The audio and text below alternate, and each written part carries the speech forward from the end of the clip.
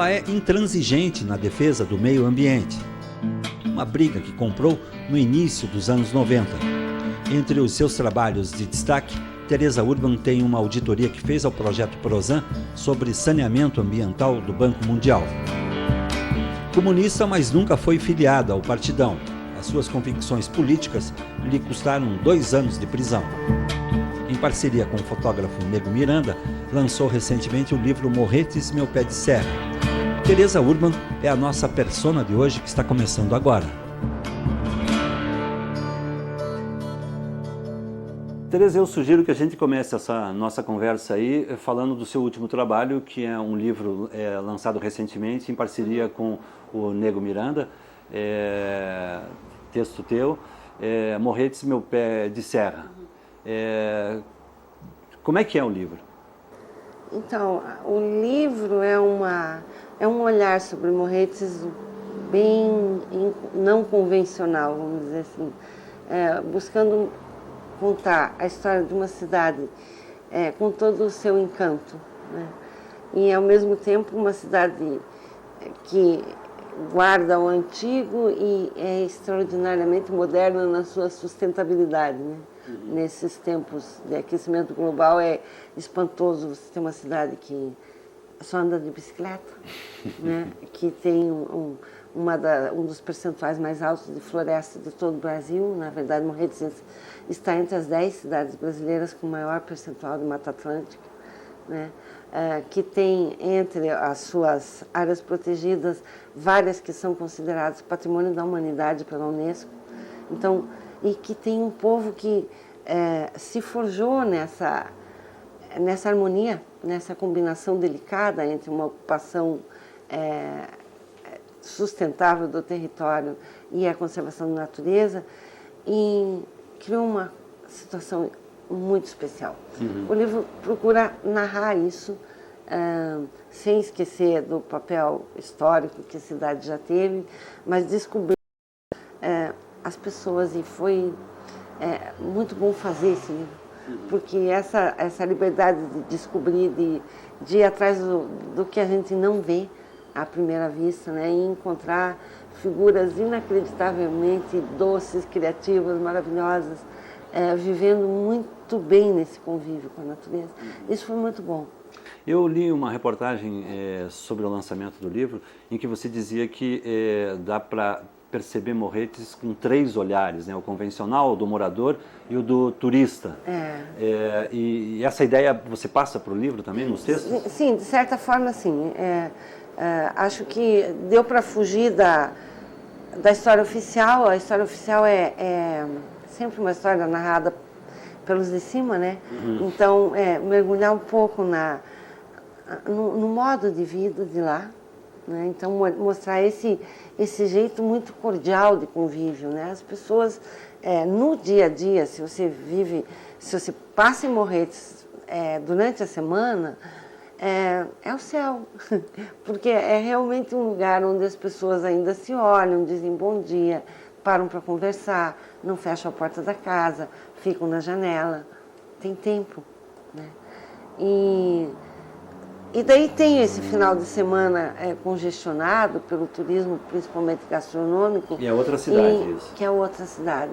Parece que aquela se recolhe e uma outra se estabelece. Acho até que um pouco do que eu gostaria que acontecesse é que as pessoas parassem para ter um segundo olhar, entende, para a cidade. E levassem em conta essa extraordinária capacidade que a região teve, que a população teve, de manter o ambiente natural, né? O luxo de ter a moldura da serra tão pertinho, né? A gente aqui olha tão de longe, e lá ela é permanente. A serra é uma pé de serra. É uma permanência, né? De qualquer ângulo que você olha, você vai ter uma montanha, você vai ter um manumbim. Aquela coisa exuberante. Eu acho que eles aprenderam isso. Eu acho que é uma lição que vai um pouco para sabedoria, um pouco para humildade de estar no pé da serra, não estar lá em cima. E acho que que vai para lá e não percebe isso pelo pouco tempo que fica, perde um pouco de uma oportunidade extraordinária, né? Foi uma experiência bem boa fazer o livro dessa maneira. E é um projeto que o lançamento do livro é recente, mas ele durou pelo menos 2 anos. Até na verdade, parceria com o Nego. A ideia inicial do livro é uma ideia meio antiga, quer dizer, a gente pensou na oportunidade de fazer alguma coisa com relação a Morretes há algum tempo atrás. Nós montamos uma proposta e esse período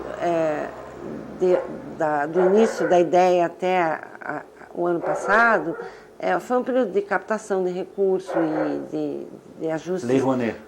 A Lei Rouanet. Agora, a gente trabalhou mesmo no livro durante o ano passado, né? Foram várias idas em vários períodos do ano, várias estações do ano, para poder entrar mesmo na cidade. Mesmo o livro.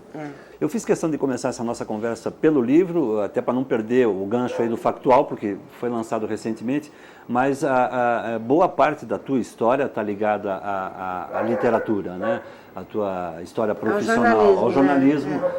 E como você mesma agora há pouco disse, todo jornalista tem mania de querer lançar livro. Você já está com quantos livros lançados? Veja, se somar livros escritos sozinho, parcerias com fotógrafos e participação, são mais ou menos 15 já. E que passam por essas questões ambientais até o período da década de 70, de trabalho com boias frias no interior do Paraná. O meu primeiro livro foi sobre boias frias, ele foi publicado aqui no início da década de 80. Ele foi lançado primeiro na Alemanha, por uma editora suíça. Primeiro na Alemanha? No final da década de 70. E depois ele foi publicado pela Fundação Cultural aqui. Nesse período você viveu intensamente esse trabalho, né, com os boias frias no norte do Paraná, mais especificamente. Veja... Você saiu de Curitiba, se mudou para lá?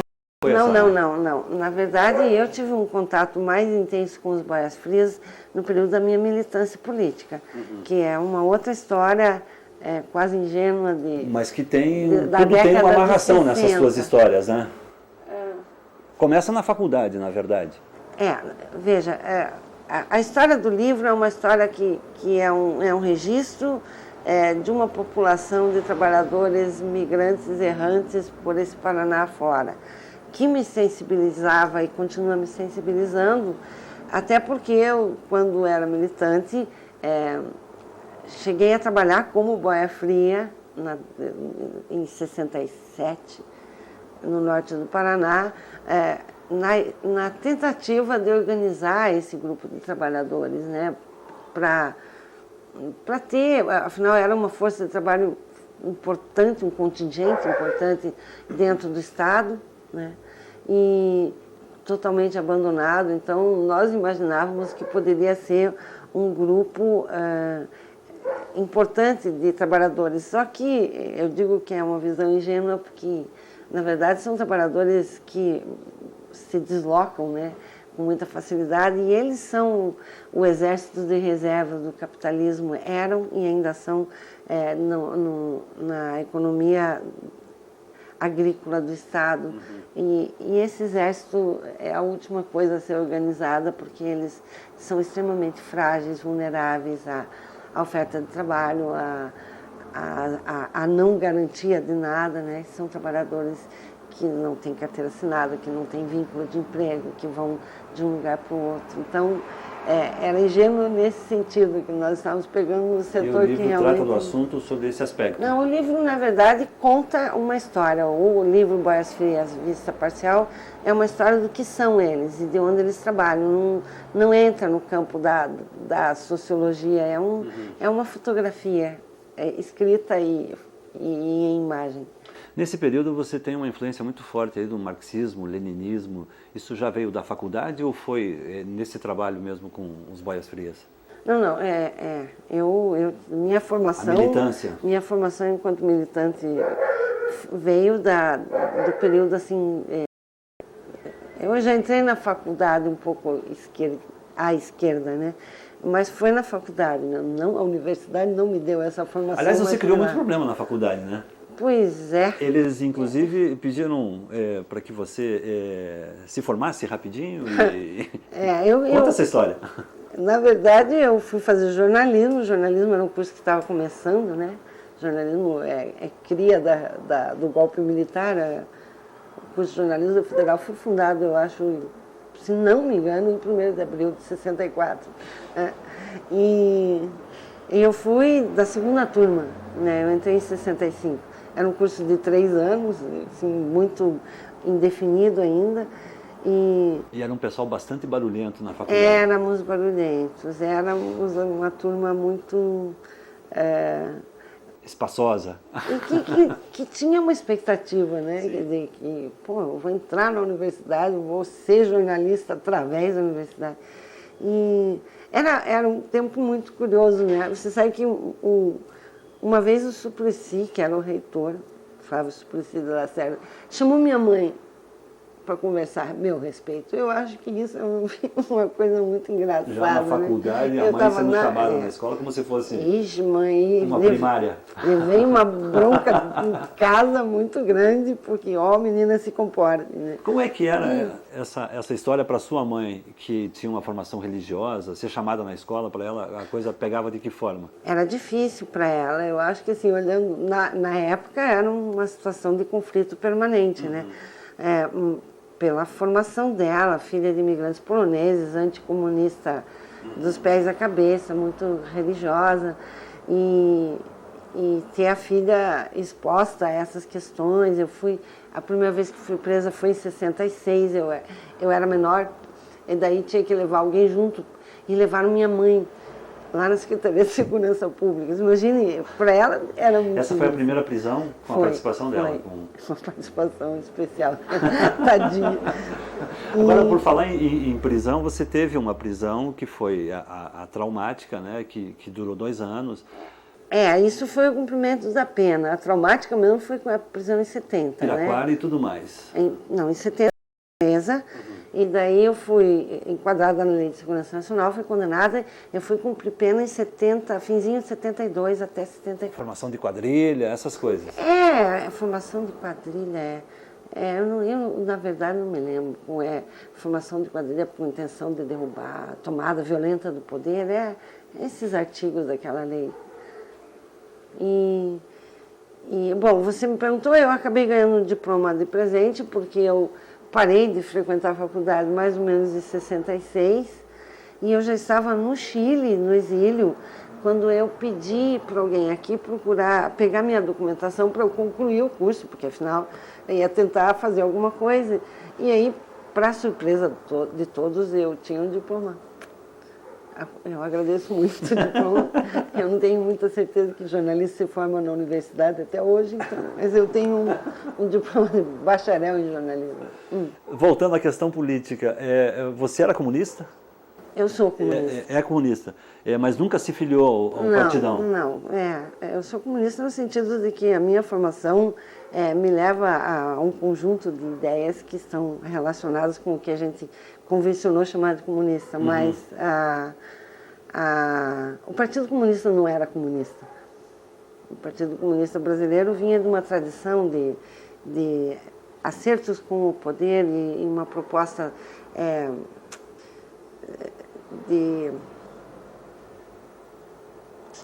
vamos dizer assim, de articulação de interesses que não passava pelo que o marxismo-leninismo propunha, né?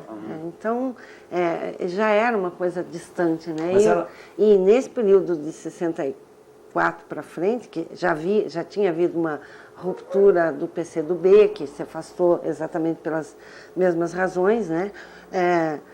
Era um período de contestação muito grande do tipo de proposta política que o Partido Comunista tinha aqui no Brasil. E daí já era toda uma contestação que contrapunha o modelo cubano ao modelo soviético, essa coisa toda. Tomada do poder pela luta armada, não? Não, veja, nos moldes que se propunha aqui, que era uma ação de pequenos grupos armados do poder, não. Voltando à história da prisão, a tua prisão termina com uma participação bastante curiosa aí de uma ala da igreja que se manteve até escondida ou pouco sabida na época. A sua prisão terminou num seminário das irmãs de caridade. Seminário não, num convento, seminário, né? Um convento. Seminário de padre. Num convento das Irmãs de Caridade, por interferência do Dom Pedro Fedalto, foi isso? Foi. Na verdade, eu cumpri grande parte da pena lá. Eu fui presa, depois de condenada, eu fui presa em Piraquara. Era uma situação extremamente difícil, porque difícil para todas as detentas, né? Porque é de grande isolamento, são celas pequenas e não havia nenhuma possibilidade de convívio. E eu não tinha condições de permanecer lá, não tinha condições físicas e nem psicológicas, e eu fiz uma greve de fome. E daí acabaram que, acho que teve interferência de uma pessoa muito importante, que foi o juiz auditor, Ramiro Mota, que era uma pessoa extraordinária, que cuja história precisa ser contada ainda, que era uma pessoa que tinha uma posição de esquerda, era o juiz auditor concursado, ele não era militar, e que ele teve um papel importante no sentido de tentar proteger os presos políticos. Acho que muita gente deve a vida a ele, inclusive. E o Ramiro, junto com o irmão Araújo, que foi outra pessoa que era das Irmãs Vicentinas e que era uma pessoa extraordinária, que fazia a pastoral carcerária, articularam uma ação, conversaram com o Dom Pedro Fedalto, que foi receptivo à ideia de me tirar de lá, e conseguiram que a irmã superiora do convento aceitasse me abrigar lá. E eu fiquei abrigada lá numa situação sui generis, porque era um convento e era um pensionato católico, né? E eu fiquei ali numa situação muito discreta. Com uma outra história, evidentemente. Uma outra história, E fiquei durante um tempo uma guarda do DOPS permanentemente ali, e depois a situação se acalmou e eu terminei minha pena ali. Ok, Tereza, a gente vai fazer um rápido intervalo, já se passaram 15 minutos de conversa, a gente volta no segundo bloco, tá certo? Um instante só.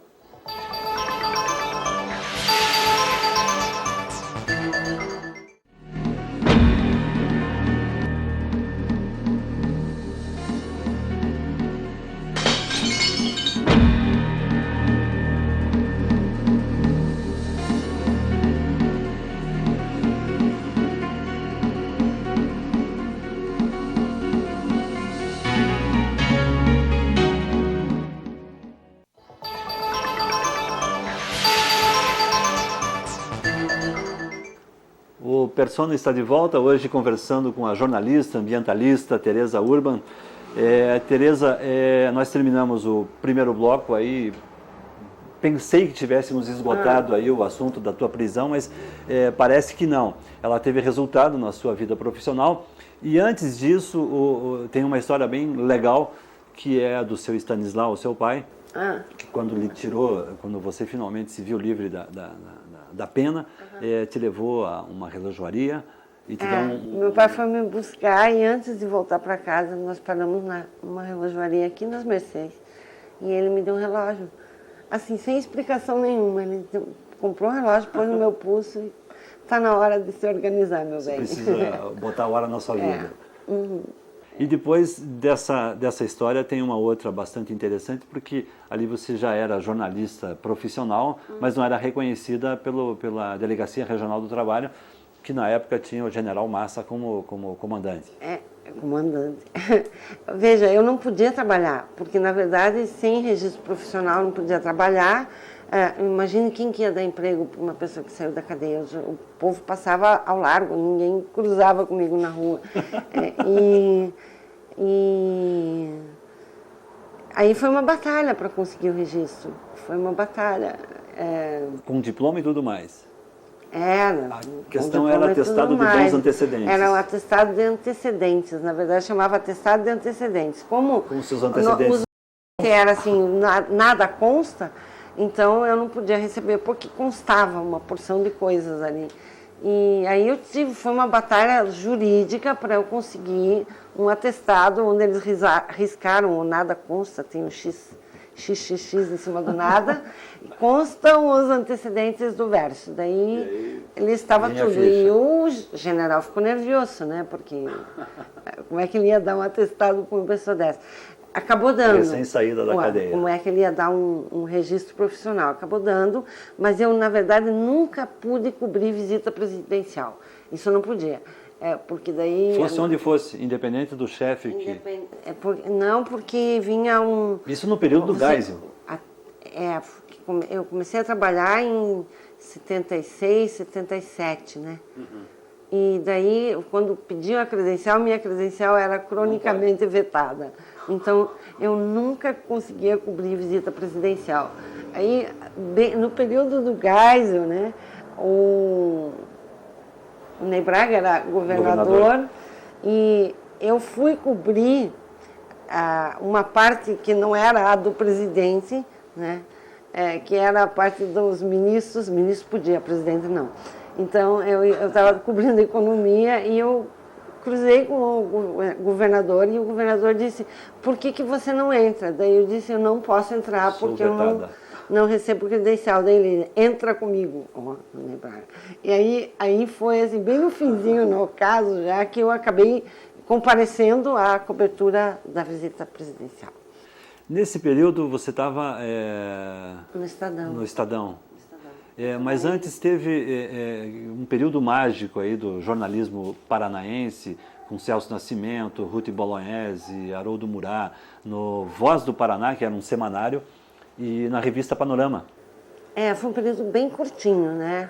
Quer dizer, o meu primeiro emprego foi na revista Panorama, com o Manfredini. O Manfredini me conseguiu que eu trabalhasse lá mesmo, nessa situação. E depois eu fui para a Voz do Paraná, né? Trabalhei com o Haroldo lá. E depois fui para a Veja, fiquei um período na Veja, fui para o Estadão, voltei para a Veja, voltei para o Estadão, trabalhei no JB também, com a Ruth no JB. E daí... Folha de Londrina, né? Bem recentemente. Mais recentemente. Eu fiz um intervalo grande de jornalismo na minha vida, né? Eu saí do Estadão em 91 e voltei para dirigir a Folha lá em Londrina em 2001. 10 anos de... E agora, mais recentemente, há mais ou menos 15 anos, você entra, 15 anos, imagino, não sei se estou dizendo bobagem, nessa questão ambiental, né? Na defesa do meio ambiente. Como é que... onde está a jornalista e a defensora dessas causas ambientais? Veja, eu comecei a me envolver com a questão ambiental logo que eu saí da cadeia. Eu cheguei a pensar, a imaginar, de novo uma ingenuidade, que as questões ambientais eram questões que permitiriam se aproximar da população de uma forma mais amena do que tentando fazer revolução, né? Então eu imaginava que as coisas fundamentais, tipo continuar respirando e bebendo água e ter uma paisagem para olhar, coisas desse gênero, fossem anseios comuns, né, das pessoas. E logo que eu saí da cadeia, eu participei, eu me lembro que foi assim, acho que 75, eu não tenho certeza, tinha um concurso na Voz do Paraná de cartazes sobre o meio ambiente. Eu achei legal, era uma coisa assim, que bom, vamos fazer uma coisa bonita. Eu me lembro que era um desenho que eu fiz junto com a Marília. Marília já faleceu, ela era uma ilustradora muito talentosa. E a gente fez uma gralha azul, com um pinhão na boca. Bom, eu tinha um interesse específico nisso, mas também tinha muito claro, e sempre tive isso claro na minha vida, que não dá para ser militante de nenhuma causa e ser jornalista ao mesmo tempo. São duas questões que não combinam, né? Você não pode chutar e fazer gol.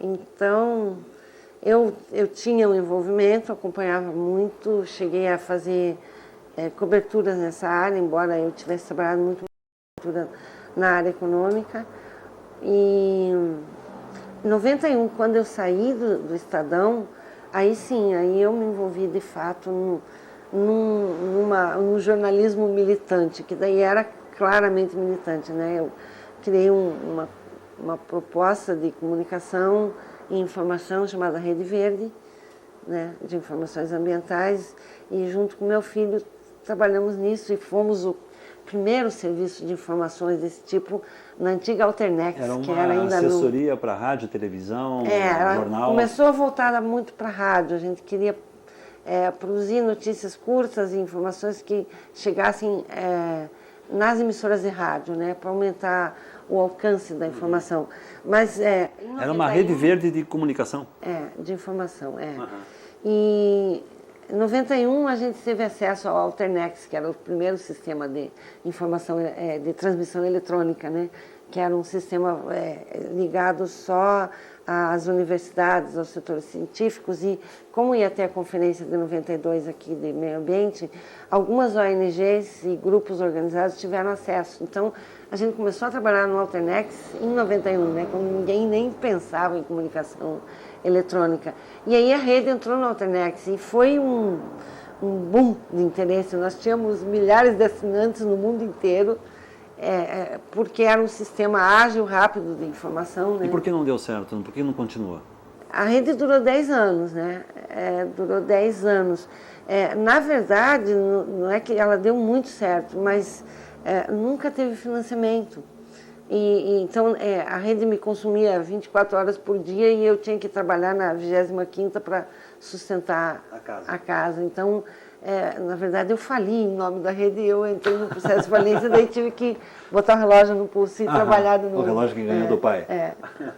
Você tem um trabalho também, entre tantos... Eu estou sem relógio, de novo. Um dos trabalhos de destaque é uma auditoria que você fez ao projeto PROSAN, né, que foi do Banco Mundial de Saneamento Ambiental. Esse projeto também te deu muita visibilidade, você começou a partir dele com ele foi considerado uma das experiências bem-sucedidas em gestão ambiental, foi levado a Istambul como uma das experiências brasileiras exemplares. Na verdade, era um projeto bem ousado, né, para a época, porque nós começamos a negociar esse projeto em 92, 93, dizendo o seguinte: a sociedade civil tem direito de acompanhar projetos financiados pelo Banco Mundial.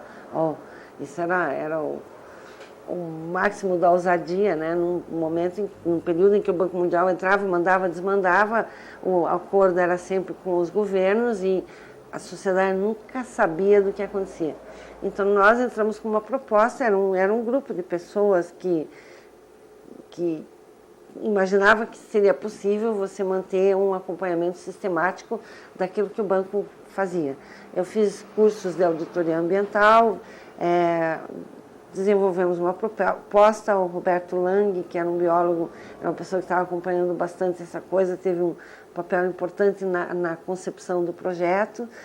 E aí começamos a fazer um acompanhamento, mas a gente não só auditava o projeto, e a auditoria não era contábil, era uma auditoria de execução e de resultados, como a gente divulgava versões curtas e simples do resultado para toda a população. Então, nós fizemos 5 auditorias e a gente entregava o resultado. Isso está bem feito, isso não está, isso está...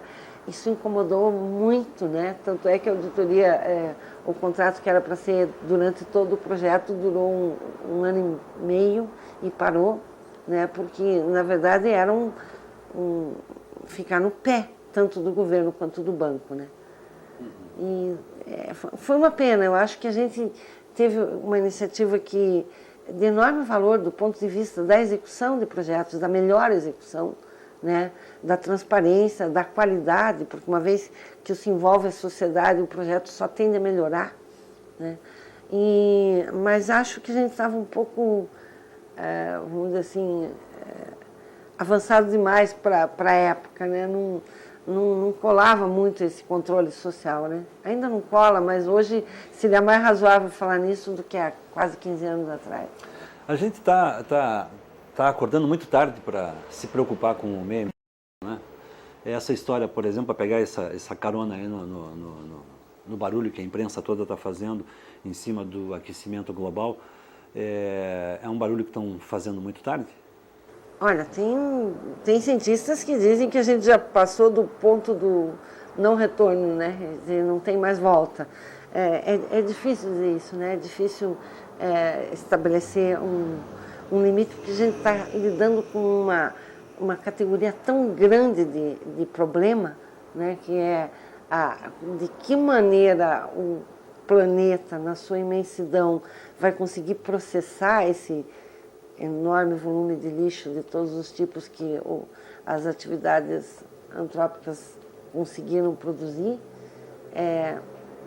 que é difícil arriscar, né, uma opinião do tipo tarde demais ou ainda não dá tempo. Né? Tá condenado, o fato é que a gente tem uma pretensão de que a tecnologia dá conta, mas nós estamos falando em aquecimento global. Nós estamos falando numa alteração profunda na composição dos oceanos. Nós somos 2/3 água. O aquecimento afeta profundamente a vida nos oceanos. E essa vida nos oceanos tem uma importância fundamental para garantir o tipo de ar que a gente respira. Nós somos frutos de uma evolução de bilhões de anos, ou milhões de anos dos seres humanos, mas bilhões de anos da Terra, que fomos feitos e conseguimos chegar nessa forma que a gente tem hoje, como parte desse processo evolutivo. E necessitamos de algumas coisas que o funcionamento dos ecossistemas nos dão. Essas coisas são a água, o ar, o abrigo, a terra, os nutrientes, essas coisas que são ofertadas nesse nível de organização físico-química que nós temos até agora. Agora, se você altera essa composição da água do mar através do aquecimento, quer dizer, até que ponto ela vai continuar sendo capaz de absorver carbono e nos oferecer oxigênio? Até que ponto? Não é um problema só de volume, né? Não é só um problema de que o nível da água está subindo. É um problema de como é que vai funcionar uma água salgada aquecida. Qual vai ser a química, né? Isso tudo é impossível se Essa é uma prever. Questão complexa. A outra questão, que é uma questão que me incomoda de fato, é que a gente não sabe, a ciência ainda não sabe, qual é o papel de fato da biodiversidade entendida como a inter-relação entre seres vivos. O papel da biodiversidade no sentido de garantir essa troca entre carbono e oxigênio num nível compatível com as nossas necessidades. Até agora, o painel do clima tem trabalhado muito com a medição de temperatura, alteração no nível do mar. Isso tem acontecido. Agora, a inter-relação entre essas coisas, né? Entre destruição de ambientes naturais, desaparecimento de ecossistemas e as trocas dos componentes do ar, por exemplo, ou dos nutrientes do solo, ou do controle de pragas, doenças, essas coisas a gente sabe muito pouco. E esses cruzamentos mal estão começando a ser abordados pelos cientistas. Então, é muito cedo para se chegar a alguma conclusão ou previsão, agora, seja lá qual for. Toda a prudência daqui para frente é pouco. Todo cuidado é pouco. Tá bom, Tereza, muito obrigado pela oportunidade da conversa. Prazer em te conhecer. Persona volta com uma nova edição na semana que vem. Até lá.